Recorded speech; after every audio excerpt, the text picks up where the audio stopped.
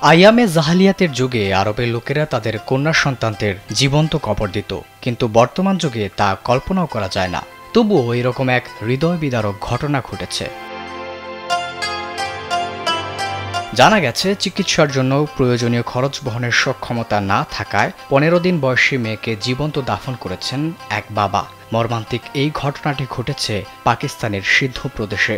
অভিযুক্ত ওই ব্যক্তিকে ইতিমধ্যে গ্রেফতার করেছে পুলিশ। তিনি নিজের অপরাধ স্বীকারও করেছেন। পাকিস্তানি সংবাদ মাধ্যম ARY নিউজ জানিয়েছে, রোববার সিন্ধু প্রদেশের থারু শাহতে নিজের 15 দিন বয়সী মেয়েকে জীবন্ত কবর দেওয়ার মতো জঘন্য অপরাধের দায়ে এক বাবাকে গ্রেফতার করা হয়েছে। পুলিশ কর্মকর্তা জানিয়েছে, অভিযুক্ত ওই বাবার নাম তৈয়ব। নিজের আর্থিক সীমাবদ্ধতার কথা উল্লেখ করে তিনি দাবি করেছেন, তিনি তার শিশু কন্যার চিকিৎসার খরচ বহন করতে পারছিলেন না, আর এই কারণে নবজাতককে বস্তায় ভরে দাফন করেছেন। পুলিশ সন্দেহভাজন অভিযুক্ত তৈয়বের বিরুদ্ধে মামলা দায়ের করেছে এবং তিনি তার অপরাধের কথা স্বীকারও করেছেন। পুলিশ জানিয়েছে, আদালতের নির্দেশের পর নাবালিকা শিশুটির লাশ কবর থেকে উত্তোলন করে ময়নাতদন্ত করা হবে। আইয়ামে জাহালিয়াতের যুগে কন্যা সন্তানের বাবা হওয়া ছিল ভীষণ লজ্জার বিষয়। সমাজে তার মুখ দেখানো হতো দায়, যে দায় এড়াতে আপন কন্যা সন্তানকে জীবন্ত পুঁতে রাখতেও বিন্দুমাত্র দ্বিধা করত না আরবরা।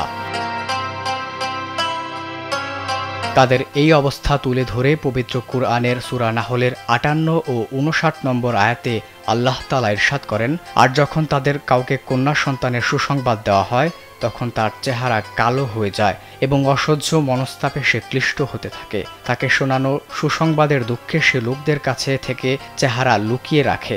সে ভাবে অপমান সহ্য করে রাখবে নাকি মাটির নিচে পুঁতে ফেলবে। শুনে রাখো, তাদের ফয়সালা খুবই নিকৃষ্ট। এটা ছিল ইসলাম পূর্ব জাহিলির যুগের চিত্র, যেখানে ছিল না কোনো শিক্ষা দীক্ষা। ওই সমাজে মানুষ হিসেবে কন্যা সন্তানদের কোনো সামাজিক স্বীকৃতি ছিল না। জীবনের সব ক্ষেত্রে তারা ছিল অবহেলিত, উপেক্ষিত ও লাঞ্ছিত। বনি তামিম গোত্রের প্রধান কায়েস বিন আসেমের একটি করুণ ঘটনা রয়েছে।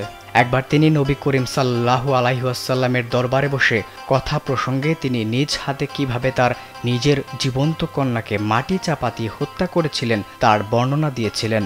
মেয়েটি কিভাবে বাবা বাবা বলে চিৎকার ফরিয়াদ করছিল, আর এই বর্ণনা শুনে নবী করিম সাল্লাল্লাহু আলাইহি ওয়াসাল্লামের দু চোখে অশ্রুধারা বয়ে চলছিল, আর এই অশ্রুধারার ফলে তার দাড়ি মোবারক ভিজে গিয়েছিল।